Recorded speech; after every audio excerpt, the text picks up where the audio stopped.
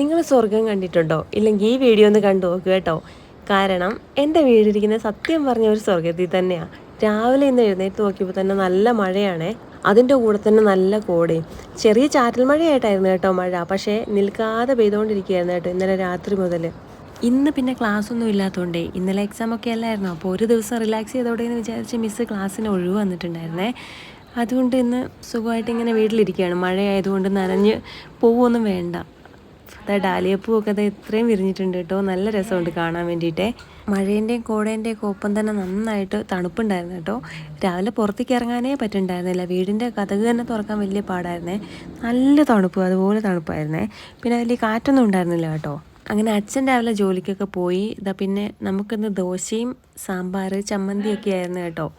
അപ്പോൾ കഴിക്കാൻ വേണ്ടി കറക്റ്റ് ടൈം ആയപ്പോഴാണ് ദോശ ഇടുന്നത്. നല്ല ചൂടോടെ ദോശ ചുട്ട് ചമ്മന്തിയൊക്കെ കൂട്ടി കഴിക്കാൻ വേണ്ടി നല്ല ടേസ്റ്റ് അല്ലേ. കുറച്ച് മുരിയൊക്കെ വേണം കേട്ടോ. പക്ഷെ ഞാൻ ഉണ്ടാക്കിയിട്ട് അധികം മുരിഞ്ഞിട്ടൊന്നും ഉണ്ടായിരുന്നില്ല. അധികം മുരിയാൻ വേണ്ടി സമയമില്ലായിരുന്നു, കാരണം നന്നായിട്ട് വിശക്കുന്നുണ്ടായിരുന്നേ. അങ്ങനെ ദോശയൊക്കെ ഉണ്ടാക്കി ഞങ്ങൾ കഴിച്ചു. പിന്നെ പോയി നോക്കിയപ്പോഴും കോട മാറുന്നുണ്ട്, പിന്നെയും വരുന്നുണ്ട്. നല്ല രസമുണ്ടായിരുന്നു കേട്ടോ നോക്കി നിൽക്കാൻ വേണ്ടിയിട്ട്. ഈ ഫോണിൽ എനിക്ക് അതിൻ്റെ ഭംഗി കാണിച്ചു തരാൻ എനിക്ക് അറിയത്തില്ല. പിന്നെ ഞാൻ അഞ്ചുരുളീൻ്റെ ആ വക്കത്തൊക്കെ പോയി നോക്കി. വീണ്ടും കോട മൂടി കേട്ടോ. അഞ്ചുരുളി സൈഡൊന്നും കാണാത്ത രീതിയിൽ ചെറുതായിട്ട് ചാറ്റൽ മഴ ഉണ്ടായിരുന്നേ. ഇതൊക്കെയായിരുന്നു അപ്പം എൻ്റെ രാവിലെ പരിപാടികളെ.